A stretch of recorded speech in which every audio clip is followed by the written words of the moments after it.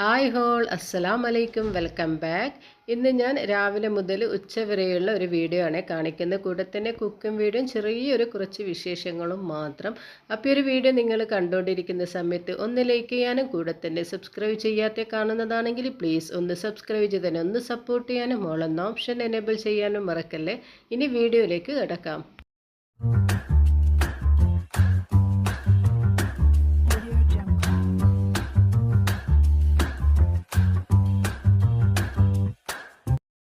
അപ്പോൾ ഇത് ഇഡലി തയ്യാറാക്കിയിട്ട് എടുക്കാൻ വേണ്ടി നേരത്തെ തന്നെ കുതിർത്തെടുത്തതാണ്. അപ്പോൾ ഇതൊക്കെ ഒന്ന് കഴുകിയെടുത്തതിന് ശേഷം ഈ ഒരു ബൗളിലേക്ക് ഇട്ട് കൊടുക്കുകയാണ് ചെയ്തിട്ടുള്ളത്. 1 കപ്പ് പച്ചരിയും 3/4 കപ്പ് ഉഴുന്നും 1/2 ടീസ്പൂണോളം ഉലുവയാണ് ഞാൻ എടുത്തിട്ടുള്ളത്. ഉലുവയും ഉഴുന്നും സെപ്പറേറ്റ് ആയിട്ട് തന്നെയാണ് കുതിർത്തിട്ടുള്ളത്, പച്ചരിയും സെപ്പറേറ്റ് ആയിട്ട് തന്നെ കുതിർത്തിട്ടുള്ളത്. ഈ ഒരു സമയത്ത് ഞാൻ ഇതൊക്കെ ഒരുമിച്ചാണ് ഇട്ട് കൊടുത്തിട്ടുള്ളത്. പിന്നെ ഇതിലേക്ക് 1 കപ്പ് പച്ചരി ആയതുകൊണ്ട് തന്നെ 1 കപ്പ് ചാക്കരിയുടെ ചോറ് കൂടി എടുത്തിട്ട് ഇതിലേക്ക് ഇട്ട് കൊടുത്തിട്ടുണ്ട്. അരച്ചെടുക്കുമ്പോൾ എല്ലാം ഒരുമിച്ച് അരക്കാമെന്ന് വിചാരിച്ചിട്ട് ഇങ്ങനെ ചെയ്തെടുത്തിട്ടുള്ളത്. അപ്പം നേരത്തെ തന്നെ ഞാൻ ഇഡ്ഡലിയുടെ വീഡിയോ ഇട്ടിട്ടുണ്ടായിരുന്നു, അതിന് കറക്റ്റ് മെഷർമെൻ്റ് ഒക്കെ പറയുന്നുണ്ട്. അപ്പോൾ അത് കാണാത്തവരാണെങ്കിൽ ഒന്ന് പോയി കാണാം. അപ്പോൾ ഇതിനെ ഒന്ന് അരച്ചെടുക്കുകയാണ് ചെയ്യുന്നത്. ഞാനിപ്പോൾ ഒരു മിക്സിയുടെ ജാറിലിട്ടിട്ടാണ് ഇതിനെ ഒന്ന് അരച്ചെടുക്കുന്നത്. ഇപ്പോൾ ഒരുമിച്ച് തന്നെയാണ് അരച്ചെടുക്കുകയും ചെയ്യുന്നത്. ഇനി ഞാനിതിപ്പോൾ ഒരു മിക്സിയുടെ ജാറിലിട്ട് കൊടുത്തിട്ടുണ്ട്. അപ്പോൾ ഈ ഒരു അരപ്പിന് ആവശ്യമായിട്ടുള്ള വെള്ളം കൂടി ഇതിലേക്ക് ഒഴിച്ചു കൊടുക്കുന്നുണ്ട്. ഒരുപാട് വെള്ളം ഒഴിച്ചു കൊടുക്കണ്ട. ഞാനിപ്പോൾ ഒരു 1/4 കപ്പോളം വെള്ളമാണ് ഇതിലേക്ക് ഒഴിച്ചു കൊടുത്തിട്ടുള്ളത്. കാരണം ഇഡ്ഡലി ആയതുകൊണ്ട് തന്നെ നല്ലൊരു കട്ടിക്ക് തന്നെ ഇതിനൊന്ന് അരച്ചെടുക്കുകയും ചെയ്യണ്ടേ. ഇനി ഇതിനൊന്ന് അരച്ചെടുത്തിട്ട് വരാം. അങ്ങനെ ഇത് ഞാൻ 2 തവണയായിട്ട് തന്നെ അരച്ചെടുത്തിട്ടുണ്ട്. ഈ ഒരു ബൗളിലേക്ക് ഇനി ഒന്ന് ഒഴിച്ചു കൊടുക്കാം. അപ്പോൾ ഞാനിതിൻ്റെ കറക്റ്റ് അളവ് ഡിസ്ക്രിപ്ഷൻ ബോക്സിൽ കൊടുക്കുന്നതായിരിക്കാം. അപ്പോൾ ഞാനിതൊരു കട്ടിക്ക് തന്നെയാണ് ഈ ഒരു അരി അരച്ചെടുത്തുള്ളത്. ഇഡ്ഡലി ആയതുകൊണ്ട് തന്നെ ഒരുപാടങ്ങ് ലൂസായി പോകണ്ടല്ലോ. പിന്നെ 1 ടേബിൾ സ്പൂണോളം വെള്ളം ഞാൻ മിക്സിയുടെ ജാറിൽ ഒഴിച്ച് കൊടുത്തിട്ടുണ്ടായിരുന്നു. അതുകൂടി ഇതിലേക്കൊന്ന് ഒഴിച്ച് കൊടുത്തതിന് ശേഷം ഒന്ന് നന്നായിട്ട് ഇതിനൊന്ന് മിക്സ് ചെയ്ത് കൊടുക്കാം. അപ്പോൾ ഈ ഒരു കട്ടിക്കാണ് ഞാനിപ്പോൾ ഒരു ഇഡ്ഡലിയുടെ മാവ് തയ്യാറാക്കിയിട്ട് എടുത്തിട്ടുള്ളത്. ഒരുപാട് അങ്ങ് ലൂസായി പോവുകയും ചെയ്യേണ്ട, ഒരുപാട് അങ്ങ് കട്ടിയായി പോകേണ്ടത്. അധികം കട്ടിക്കാകുമ്പോൾ എന്തായിപ്പോവും, അല്ലാണ്ടൊരു ഹാർഡായിപ്പോവും. ലൂസാണെങ്കിൽ പിന്നെ ഞങ്ങൾ ഇഡ്ഡലി എപ്പോഴും ഫ്ലോപ്പായി പോവുകയും ചെയ്യും. ഇതൊരു കറക്റ്റ് അളവാണ്. ഈ ഒരു അളവിൽ തന്നെ ഈ ഒരു കട്ടിക്ക് തന്നെ മാവ് തയ്യാറാക്കിയിട്ട് എടുക്കണം. ഇനി ഇതിനൊന്ന് അടച്ച് വെച്ച് കൊടുക്കാം. ഞാനിപ്പം തലേദിവസം രാത്രിയാണ് ഈ അരിയൊക്കെ ഒന്ന് അരച്ച് വെച്ച് കൊടുത്തിട്ടുള്ളത്. ഇനിയിപ്പോൾ രാവിലേക്ക് വേണ്ടിയിട്ടാണ് ഈ ഒരു ഇഡ്ഡലി ഞാൻ തയ്യാറാക്കിയിട്ട് എടുക്കുന്നത്. അപ്പോൾ ഇത് ഞാൻ രാവിലെ ഒരു വീഡിയോ എടുക്കാൻ വിട്ടുപോയതാണ്. പക്ഷെ നന്നായിട്ട് പൊങ്ങിയിട്ടുണ്ടായിരുന്നു. അപ്പോൾ ഇഡ്ഡലിയൊക്കെ തയ്യാറാക്കി എടുക്കാൻ തുടങ്ങി. അപ്പോൾ ഞാനിപ്പോൾ വിറകടുപ്പിലാണ് ഈ ഒരു ആവിച്ചെമ്പ് വെച്ച് കൊടുത്തിട്ട് ഇഡ്ഡലി തയ്യാറാക്കി എടുക്കുന്നത്. പിന്നെ ഇഡ്ഡലിക്ക് വേണ്ടി ഞാൻ സാമ്പാറാണ് ഇന്ന് കറി തയ്യാറാക്കിയിട്ട് എടുക്കുന്നത്. അപ്പോൾ സാമ്പാറാകുമ്പോൾ ഉച്ചക്കും എടുക്കാമല്ലോ എന്ന് വെച്ചിട്ടാണ് സാമ്പാർ ഇന്ന് ചെയ്തെടുക്കുന്നത്. അപ്പോൾ സാമ്പാറിന് വേണ്ടിയിട്ട് തുവരപ്പരിപ്പ്, അതായത് 250 ml മെഷർമെൻറ്റ് കപ്പിൽ 1/2 കപ്പ് തുവരപ്പരിപ്പ് എടുത്തിട്ട് നന്നായി കഴുകിയതിന് ശേഷം ഈ ഒരു പ്രഷർ കുക്കറിൽ ഇട്ട് കൊടുത്തിട്ടുണ്ട്. അതിലേക്ക് ഒരു 1/4 ടീസ്പൂണോളം മഞ്ഞൾപ്പൊടിയും അപ്പോൾ പരിപ്പ് വേവാൻ ആവശ്യമായിട്ടുള്ള വെള്ളം ഇതിലേക്ക് ഒഴിച്ചു കൊടുത്തിട്ടുണ്ട്. പിന്നെ ഈ ഒരു പരിപ്പ് മാത്രം വേവിച്ചെടുക്കുമ്പോൾ ഒന്ന് എന്താ പറയുക, തിളച്ച് മറിഞ്ഞു പോകുമെന്നുള്ളൊരു പേടിയുണ്ട്. പക്ഷേ അതുകൊണ്ടാണ് ഇത്ര വെള്ളം ഞാൻ ഒഴിച്ചു കൊടുത്തിട്ടുള്ളത്. ഒരുപാട് വെള്ളം ഒഴിച്ചു കൊടുത്താൽ എന്തായാലും പ്രഷർ കുക്കറിന് എന്തായാലും വെള്ളമൊക്കെ ഒന്ന് പുറത്തു, പിന്നെ അതിൻ്റെ ഒരു ടേസ്റ്റൊക്കെ പോയി കിട്ടുകയും ചെയ്യും. എന്തായാലും ഇതിനൊന്ന് അടുപ്പിൽ വെച്ചൊന്ന് വേവിച്ചെടുക്കുക. അപ്പം ഞാനിപ്പോൾ ഒരു 2 വിസിൽ വരെയാണ് ഈ ഒരു പരിപ്പ് വേവിച്ചെടുത്തിട്ടുള്ളത്. അപ്പോൾ ഇതിൻ്റെ പ്രഷറൊക്കെ ഒന്ന് പോയി കിട്ടട്ടെ, എന്നിട്ട് ഇതിനൊന്ന് ഓപ്പൺ ചെയ്ത് കൊടുക്കാം. അപ്പോഴേക്കും ഈ ഒരു സാമ്പാർ തയ്യാറാക്കി എടുക്കാൻ വേണ്ടിയിട്ട് വെജിറ്റബിൾസൊക്കെ കട്ട് ചെയ്തിട്ട് എടുത്തിട്ടുണ്ടായിരുന്നു. അത് ഞാനിത് 4 വെണ്ടയ്ക്കയും അതുപോലെ തന്നെ ഒരു 5 മുരിങ്ങക്കായും, പിന്നെ ഞാൻ എടുത്തിട്ടുള്ളത് ഒരു തക്കാളി, പിന്നെ ഒരു 15ഓളം കുഞ്ഞുള്ളിയും, ഒരു ക്യാരറ്റും, അതായത് ഒരു വലിയ ഒരു ഉരുളക്കിഴങ്ങും, പിന്നെ ഇളവൻ കുമ്പളങ്ങയും ഒരു കഷ്ണം എടുത്തിട്ടുണ്ട്. അപ്പോൾ നിങ്ങളുടെ വീട്ടിൽ എന്താ പച്ചക്കറി ഉള്ളത് അത് ഉപയോഗിച്ചിട്ട് തന്നെ സാമ്പാർ തയ്യാറാക്കിയിട്ട് എടുക്കുക.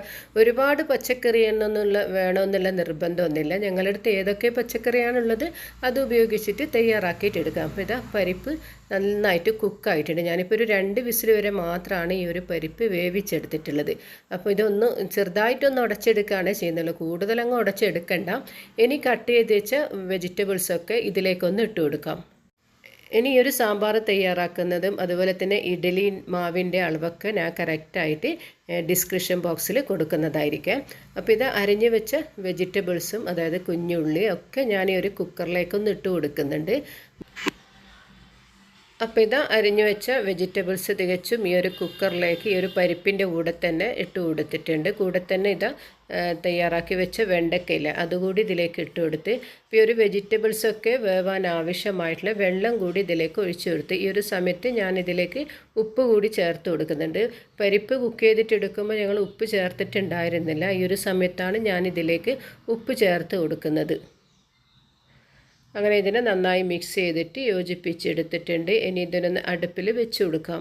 അപ്പോൾ ഞാനിതിനെ അടച്ച് വെച്ച് വേവിക്കുന്നില്ല, ഈ ഒരു രീതിയിൽ തന്നെയാണ് വേവിച്ചെടുക്കുന്നത്. അടച്ച് വെച്ച് വേവിച്ചെടുത്ത് കഴിഞ്ഞാൽ വെജിറ്റബിൾസൊക്കെ ഒരുപാട് അങ്ങ് വെന്ത് പോവുകയും ചെയ്യും. പിന്നെ മുരിങ്ങക്കായൊക്കെ ഒന്ന് ഉടഞ്ഞു പോവുകയും ചെയ്യും.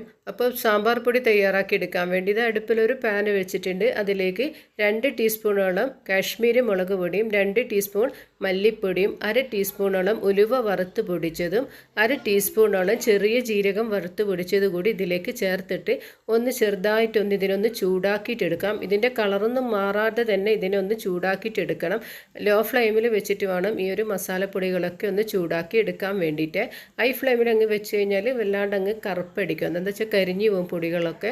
അപ്പോൾ അതുകൊണ്ട് ഫ്ലെയിം കുറച്ചിട്ട് വേണം ഇതിനൊന്ന് ചൂടാക്കിയെടുക്കുക. അപ്പോൾ ഈ ഒരു ചൂടാലെ തന്നെ തയ്യാറാക്കി വെച്ച വെജിറ്റബിൾസിലേക്ക് ഈ ഒരു സാമ്പാർ പൊടി ഇട്ട് കൊടുക്കാം. അപ്പോൾ ഇത് കടകളിൽ പോയിട്ടൊന്ന് സാമ്പാർ പൊടി വാങ്ങിക്കേണ്ട ആവശ്യമില്ല, വീട്ടിൽ തന്നെ ഞങ്ങൾക്ക് തയ്യാറാക്കിയിട്ട് എടുക്കാൻ പറ്റും. അങ്ങനെ ഈ ഒരു മസാലപ്പൊടികളൊക്കെ ചേർത്തതിന് ശേഷം ഇതിനെ നന്നായിട്ടൊന്ന് മിക്സ് ചെയ്തിട്ട് യോജിപ്പിച്ചെടുക്കുകയാണ് ചെയ്യുന്നത്. ഇനി ഇതിലേക്ക് കാഴം ചേർത്ത് കൊടുക്കണം. അപ്പോൾ ഇതിലേക്ക് ഒരു കഷ്ണം കാഴം കുത്തിയെടുത്തിട്ടുണ്ടായിരുന്നു, അതുകൂടി ചേർത്ത് കൊടുത്തിട്ടുണ്ട്. പൗഡർ നിങ്ങളടുത്തുള്ളതാണെങ്കിൽ ആ ഒരു പൗഡർ ചേർത്ത് കൊടുത്താൽ മതി. കായപ്പൊടി അത് ചേർത്ത് കൊടുത്താലും മതി. പിന്നെ ഇത് കുറച്ച് കറിവേപ്പില ഇട്ട് കൊടുത്തിട്ടുണ്ട്. പിന്നെ ഇത് ഒരു 10 അല്ലി വെളുത്തുള്ളി ചതച്ചെടുത്തത് കൂടി ചേർത്ത് കൊടുത്തിട്ടുണ്ട്. പിന്നെ ഇതിലേക്ക് പുളിൻ്റെ ആവശ്യമുണ്ടല്ലോ, അപ്പം ഞാനിതൊരു ചെറുനാരങ്ങ വലുപ്പത്തിൽ പുളിയെടുത്ത് നേരത്തെ തന്നെ കുതിർത്തെടുത്തിട്ടുണ്ടായിരുന്നു. അപ്പോൾ ഈ ഒരു പുളി നന്നായിട്ട് ഇത് പിഴിഞ്ഞിട്ട് ഞാൻ ഇതിലേക്കൊന്ന് ഒഴിച്ചു കൊടുത്തിട്ടുണ്ട്. ഈ ഒരു സമയത്ത് തന്നെ ഇതിന് നല്ലൊരു സ്മെല്ലൊക്കെ വരുന്നുണ്ട്. അപ്പോൾ സാമ്പാർ പൊടി ഇല്ലയെന്ന് വെച്ചിട്ട് സാമ്പാർ തയ്യാറാക്കാതിരിക്കൊന്നും ചെയ്യേണ്ട കേട്ടോ. ഇങ്ങനെ ചെയ്തെടുത്താൽ നല്ല അടിപൊളിയായിട്ടുള്ള സാമ്പാർ ഞങ്ങൾക്ക് വീട്ടിൽ തന്നെ ചെയ്തെടുക്കാൻ പറ്റും. അപ്പോൾ ഇത് ഈ ഒരു സാമ്പാറിൽ വെജിറ്റബിൾസൊക്കെ നന്നായിട്ട് കുക്കായിട്ടുണ്ട്.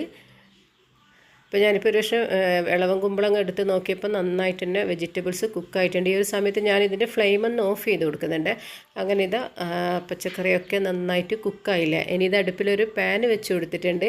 ഇനി ഇതിന് താളിച്ചെടുക്കണമല്ലോ. താളിച്ച് ഒഴിക്കാതിരുന്നാൽ സാമ്പാർ ആവില്ലല്ലോ.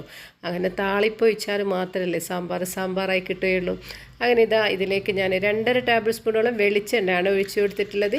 പിന്നീട് ഇതിലേക്ക് 2 ടീസ്പൂണോളം കടുക് കൂടി ചേർത്ത് കടുക് നന്നായി പൊട്ടി വന്നതിന് ശേഷം ഇതിലേക്ക് 2 വറ്റൽ മുളകും ഒരു 6 ചെറിയ കുഞ്ഞുള്ളിയും കൂടി കട്ട് ചെയ്ത് ചേർത്ത് കൊടുത്തിട്ട് ഇതൊന്ന് മൂത്ത് വരട്ടെ. ഈ ഒരു കുഞ്ഞുള്ളിൻ്റെ കളറൊന്ന് മാറിക്കഴിഞ്ഞാൽ ഇതിലേക്ക് കുറച്ച് കറിവേപ്പില കൂടി ചേർത്ത് കൊടുക്കണം. അങ്ങനെ ഈ ഒരു കുഞ്ഞുള്ളിൻ്റെ കളറൊക്കെ ഒന്ന് മാറി കിട്ടിയിട്ടുണ്ട്. ഈ ഒരു സമയത്ത് ഞാൻ കുറച്ചധികം കറിവേപ്പില കൂടി ഇതിലേക്ക് ചേർത്ത് കൊടുക്കുന്നുണ്ട്. ഇപ്പോൾ ഞാനിതിൻ്റെ ഫ്ലെയിം ഒന്ന് ഓഫ് ചെയ്ത് കൊടുത്തിട്ടുണ്ട്. ഒന്നിത് മൂത്ത് വന്നതിന് ശേഷം ഈ ഒരു കൂട്ട് സാമ്പാറിലേക്ക് ഒന്ന് ഒഴിച്ചു കൊടുക്കാം. അങ്ങനെ നല്ല അടിപൊളിയായിട്ടുള്ള സാമ്പാർ ഇവിടെ റെഡി ആയിട്ടുണ്ട്. അപ്പോൾ ഈ ഒരു കളറൊക്കെ കാണുമ്പോൾ തന്നെ മനസ്സിലാവുന്നില്ല നല്ല അടിപൊളിയായിട്ട് സാമ്പാർ കുക്കായിട്ടുണ്ട് എന്നുള്ളത്. ഇനി അങ്ങനെ ഇഡ്ഡലിയും ഇത് തയ്യാറായിട്ട് എടുത്തിട്ടുണ്ട്. അതിൻ്റെ വീഡിയോ ഞാൻ മുഴുവനായിട്ടും കാണിച്ചെടുക്കുന്നില്ല. അപ്പോൾ ഇത് നല്ല സോഫ്റ്റ് ആയിട്ടുള്ള ഇഡ്ഡലി തന്നെയാണ് തയ്യാറാക്കിയിട്ട് എടുക്കാൻ പറ്റിയിട്ടുള്ളത്. ഇനി വിറകടുപ്പിൽ മീൻ കറിയും കൂടി തയ്യാറാക്കിയിട്ട് എടുക്കുന്നുണ്ട്. അതിൻ്റെ വീഡിയോ ഞാൻ മുൻപ് ചെയ്തിട്ടുണ്ടായിരുന്നു, കാണാത്തവരാണെങ്കിൽ ഒന്ന് പോയി കാണാം. പിന്നീട് വിറകടുപ്പിൽ തന്നെ ഒരു കുടുക്കയിൽ ചോറിന് വേണ്ടിയിട്ടുള്ള അരിയൊക്കെ ഇട്ട് കൊടുത്തിട്ടുണ്ട്. അപ്പോൾ ഈ വെല്ലുമ്മയെല്ലാം പറയാറുണ്ടായിരുന്നു, നമ്മളെ ഉമ്മാമയും വെല്ലുമ്മയെല്ലാം ഇങ്ങനെ ഒരു മൺചട്ടികളിലൊക്കെ തയ്യാറാക്കിയിട്ട് എടുക്കുമ്പോൾ ചിരട്ടയുടെ കയ്യിലെണ്ണ ഉപയോഗിക്കണം.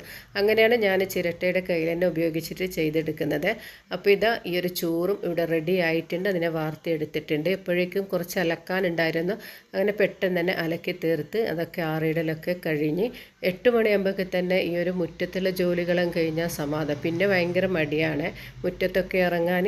അപ്പോഴേക്കും കിച്ചണൊക്കെ ഒന്ന് ക്ലീൻ ചെയ്ത് ഈ ഒരു ജോലിയും കൂടി കഴിഞ്ഞാൽ പിന്നെ വേറൊന്നും പണികളൊന്നുമില്ല. എല്ലാം അൽഹംദുലില്ലാ നല്ല ഭംഗിയായിട്ട് കഴിഞ്ഞ് പിന്നെ ഉള്ളിലുള്ള ജോലികളെല്ലാം മോള് ചെയ്തെടുക്കും.